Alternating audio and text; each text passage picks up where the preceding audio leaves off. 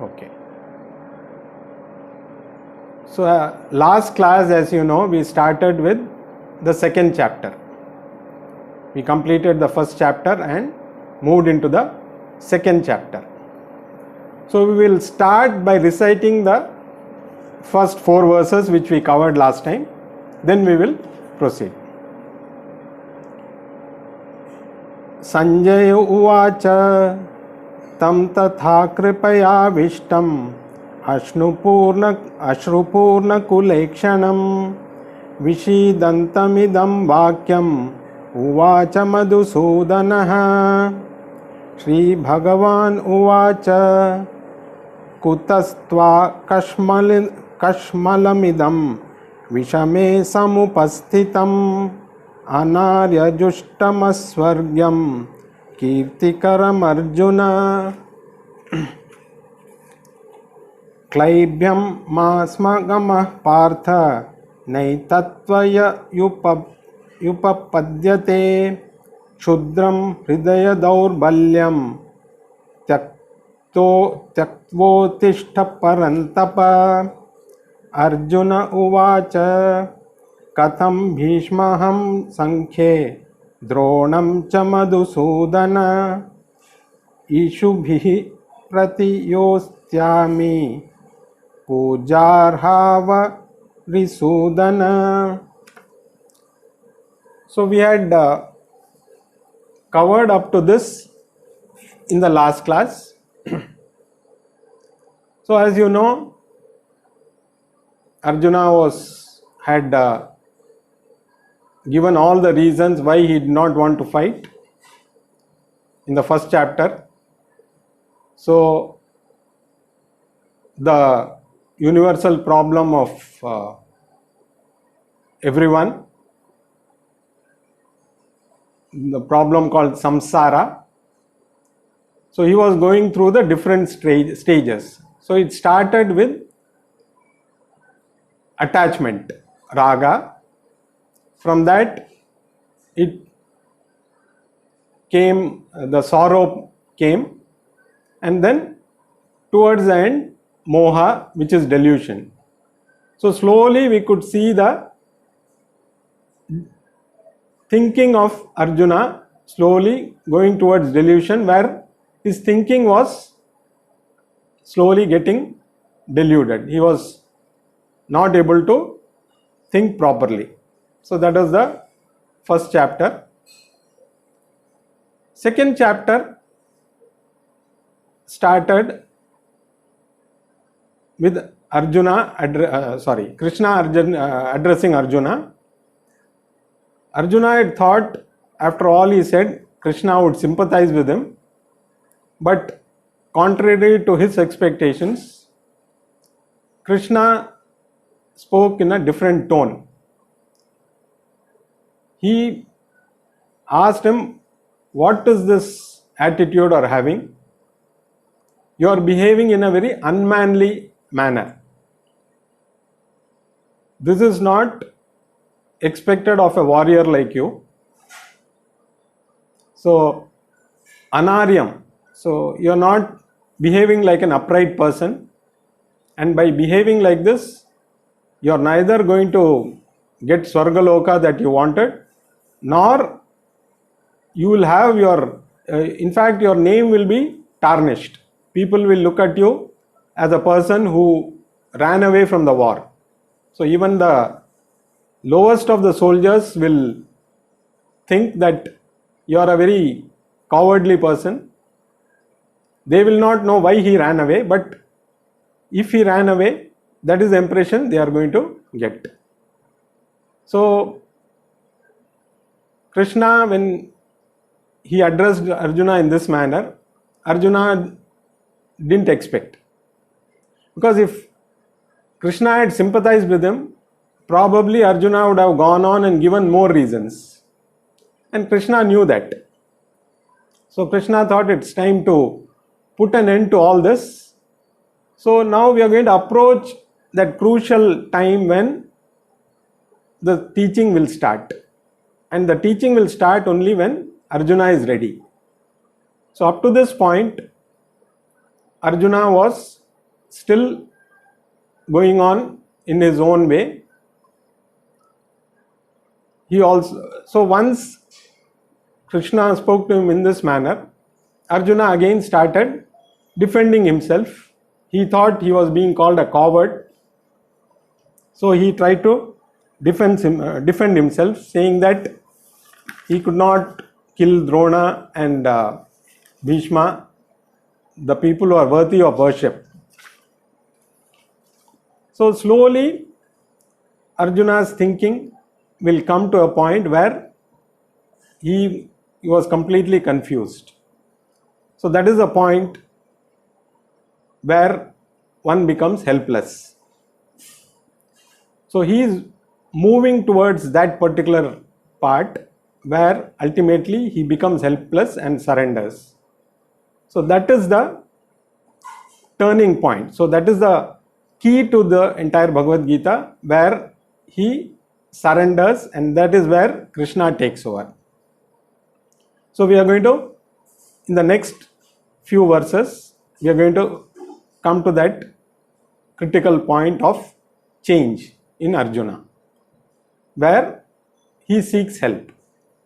So that is the main thing. So once you are deluded, your thinking is not as per what it should be, you reach a state of helplessness. And that is the state when you need to seek help, because that is the intelligent way of doing things. Because people think sometimes seeking help, my ego will be hurt. What will people think if I go and seek help? So this prevents them from seeking help, and ultimately they become more and more miserable. So that is what we should learn from this. So we should, whenever we come to this kind of a situation, it is better to seek the help. But whose help, how, that is again a point which we have to see. Now let us move on to the next verse, the 5th verse.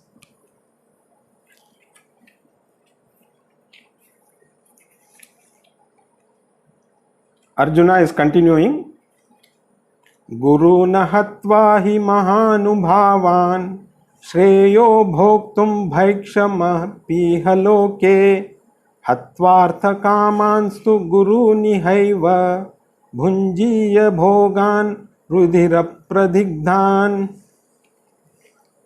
So proceeding further in his deluded state, Arjuna feels it is better to beg for food and survive rather than kill these exalted people.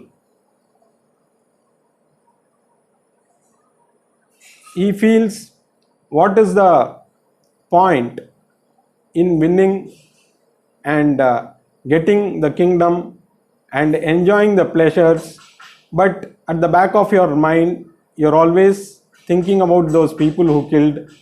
So your mind is always tainted with their blood. So what is the point in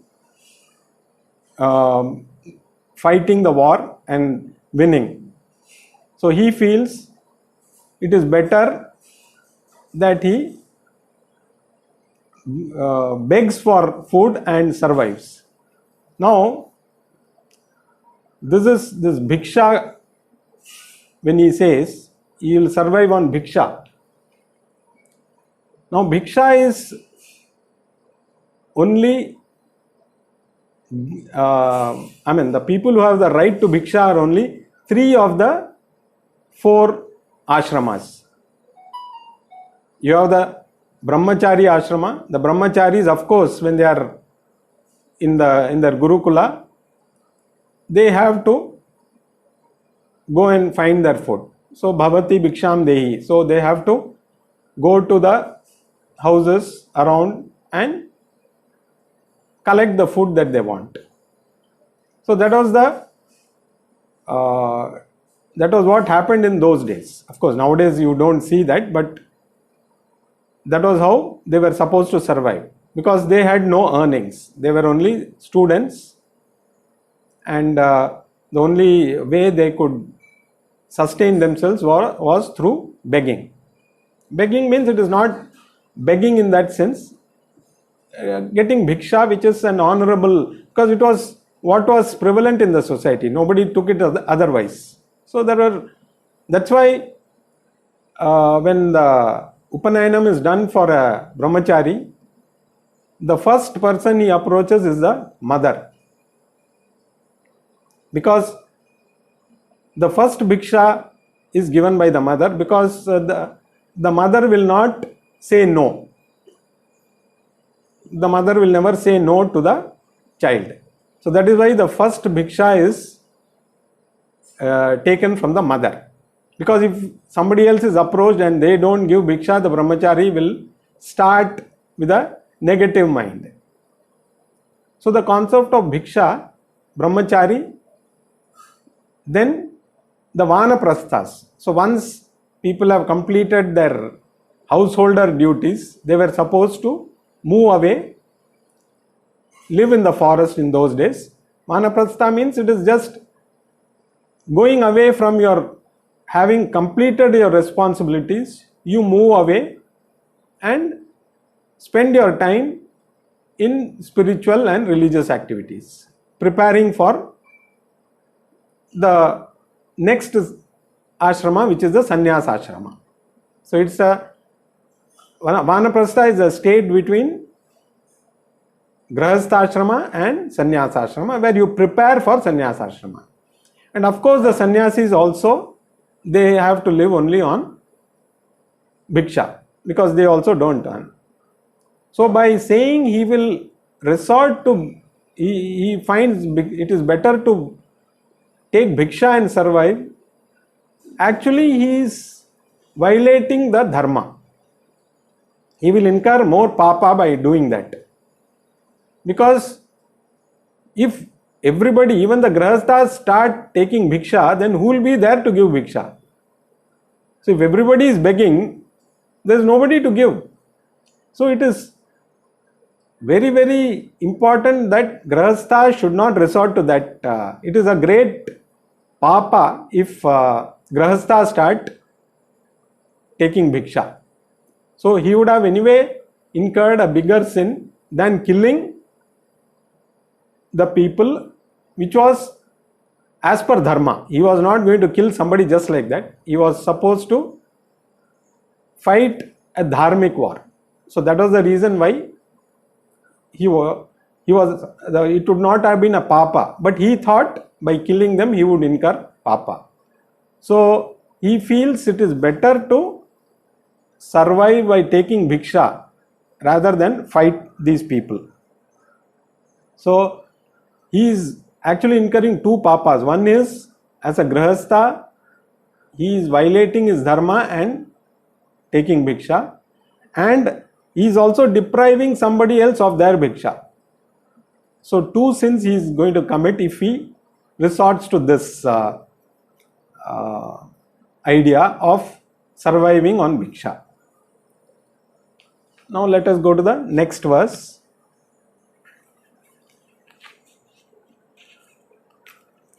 न चैतद् विद्मा कतरन्नो गरीयो यद्वा जयेम यदि वा नु जयेयुः यानेव हत्वा न जिजीविषामस्ते अवस्थिताः प्रमुखे धार्तराष्ट्राः.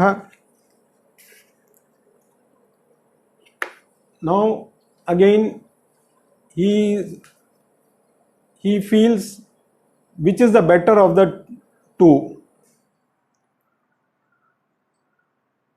One is, if I win, I will have to kill Dhritarashtra, all the children of Dhritarashtra who are his cousins.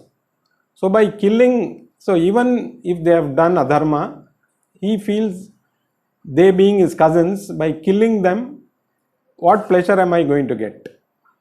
I will not be able to overcome that sorrow. and it is better to get defeated and go to the forest, because if they either they will be killed if they get defeated, or like earlier they had spent so many years in the forest, again they will have to go back to the forest. So which is the better option is what he wants to know, whether killing these people and then not enjoying the victory, or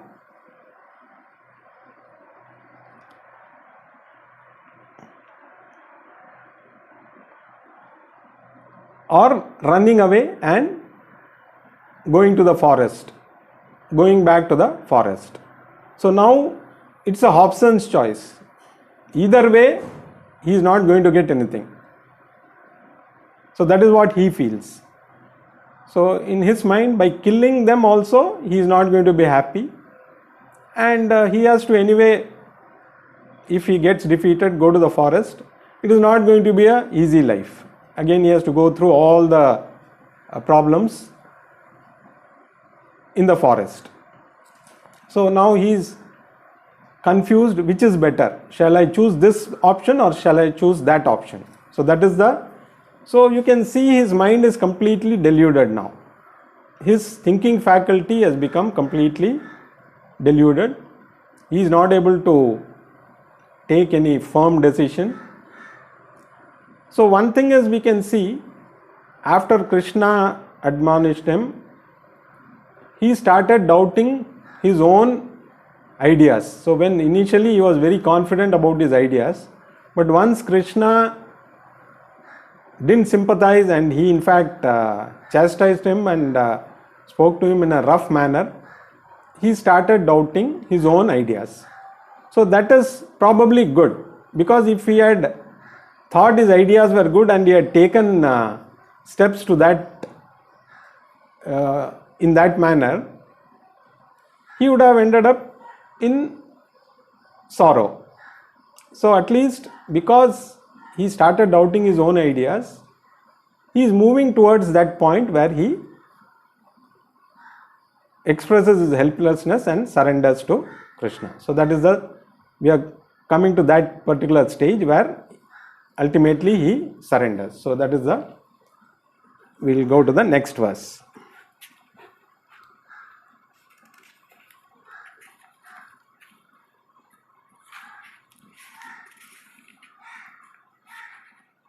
Verse 7.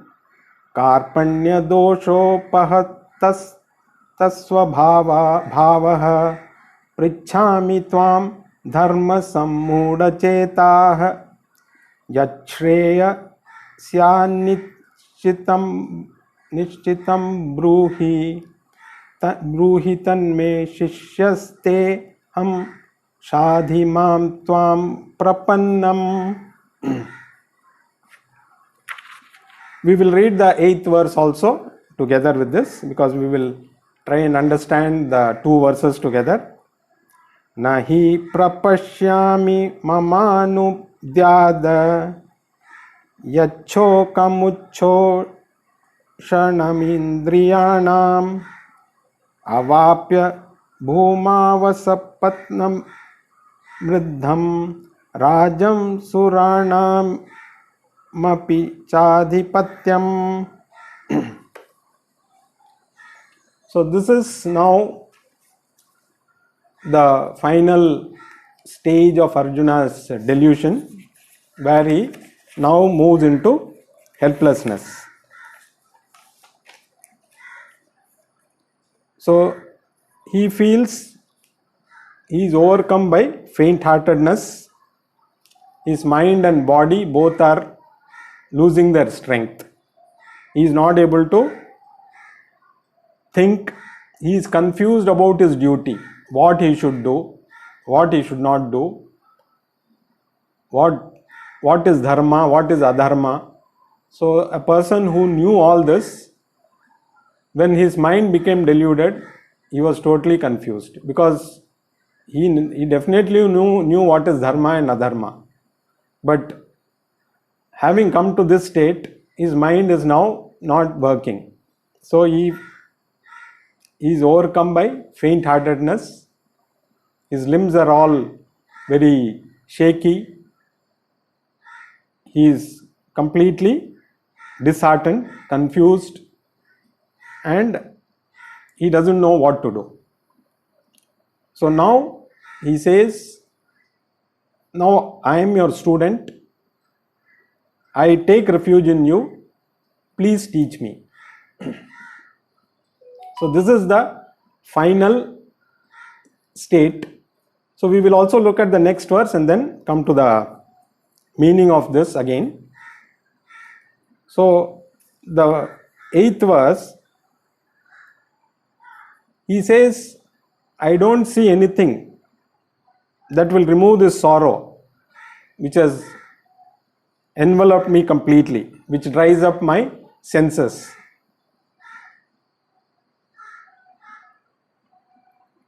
What is the point? Even if I win the most prosperous kingdom or even the heavens, what is the point in acquiring all of them? Because he feels this sorrow will never go away. That sorrow within him will always be there. So he doesn't know how to remove this sorrow.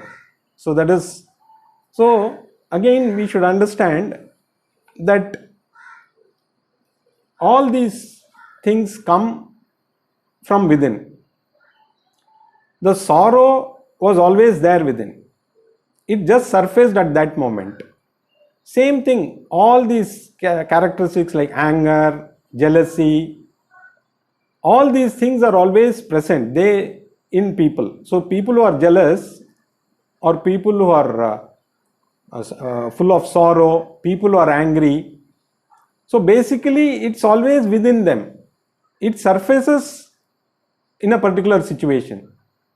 So Arjuna's sorrow was always there within. It just surfaced. So sometimes we ourselves don't know the reasons for all these things. It could be various experiences over a period of time in many janmas also. So there could be some deep hidden anger, deep sorrow, jealousy. All these things are there within us, which in a particular situation may tend to come forth. So Arjuna's sorrow is not because of the present situation. It's always been there. So now how to remove this sorrow is his question. So now he has surrendered completely to Krishna and says, now I am your student, please teach me. So I am your Shishya.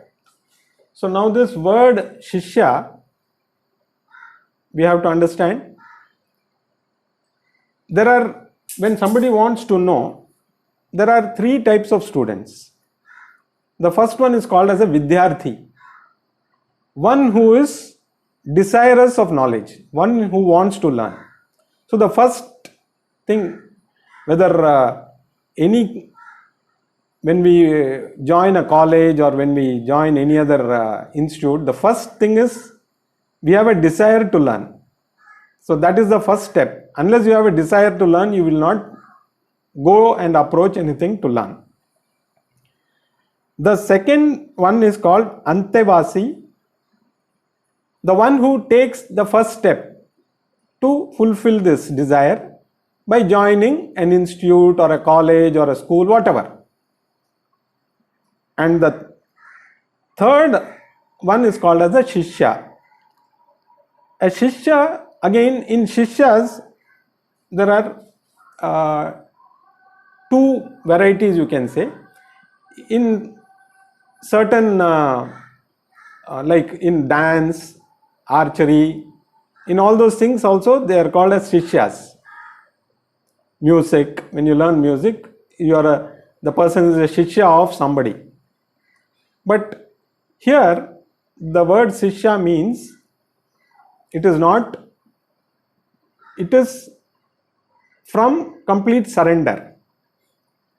So here Shishya is somebody who is ready to be taught. He is open-minded.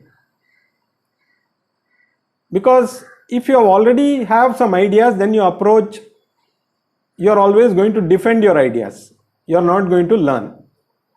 So unless you approach with a completely open mind, you are not ready for receiving the knowledge. So that is why Arjuna said, I want to be your Shishya, I completely surrender. So when you surrender, that means you are ready to listen to that person. So this is a stage where finally he realizes his helplessness and he decides to take help. And who better than Lord Krishna? Now, the teaching is going to start in a couple of verses. Now, there is a difference between here. Krishna could have given him some advice. No, you do it this way or you do it that way. Probably it would have worked for some time, but it would not have removed the sorrow or the deep-rooted things in Arjuna's mind. Because when you give advice, if that time it works, that person will again come back to you at a different time with a different problem and again seek your advice. So advice is not a permanent thing. Advice is a temporary thing. It may work for some time. It may work for some people for a certain period of time. Like they say, there's a Chinese proverb which says, instead of giving fish to somebody, teach him how to fish. Because if you give him fish, again he will go, once that is over, he is again going to come back to you. But if you teach him how to fish, he can take care of himself. So that is the difference between giving advice and teaching. So Krishna waited for Arjuna to come to this state where he was ready to receive the teaching. And this will happen only when he completely surrenders. He acknowledges his helplessness. So that is something very difficult for all of us. Most of us, to acknowledge in front of others that I am helpless and I need help, it takes a lot of courage. So for a person like Arjuna with all his valor, one of the greatest warriors who could defeat even the gods in a war, to come to a stage where finally he discovers his helplessness, he accepts his helplessness and seeks help. So that is the stage when teaching is possible. Otherwise, it will be only a matter of short-term solutions, which is not going to work. The problems will continue. Of course, long-term solutions need a lot of time, effort from the person, but once you start moving in that direction, you will not have this smaller things coming and disturbing you each time. Slowly you will move towards the larger picture. So that is why teaching is always better than, so that's why there's a difference between preaching and teaching also. A lot of people who preach, do this, do that, don't do this, don't do that. In teaching, there is no do's and don'ts. These are all the things which you should do if you want to live in a particular way. If you do this, it is good for you. Otherwise, it is your choice. So that is what teaching is all about. And that is what Krishna is going to start. So up to this, Arjuna, he has arrived at the turning point. He has realized that there is no way out. It's a good thing that he did that, because if he had run away, the whole thing would have gone in a different way. So having reach this point of complete helplessness, he surrenders to Krishna and says, I am your student, now you teach me. How should I go about all this?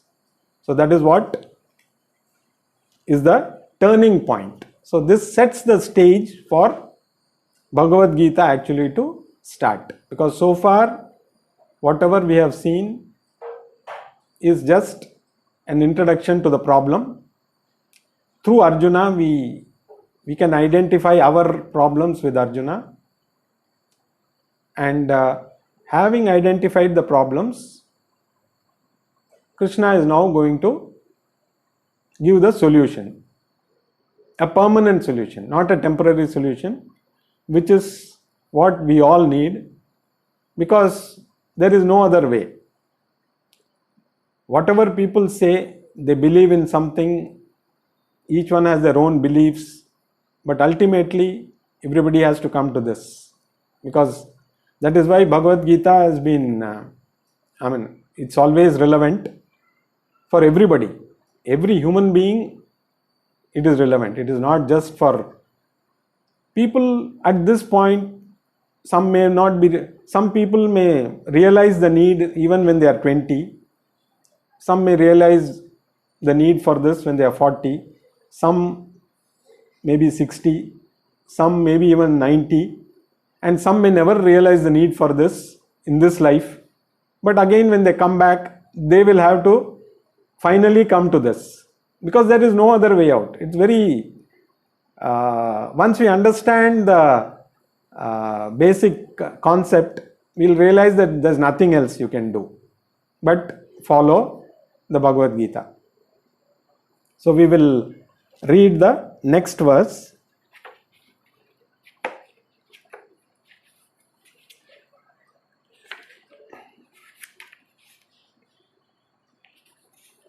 Now again the narrator Sanjaya comes into the picture.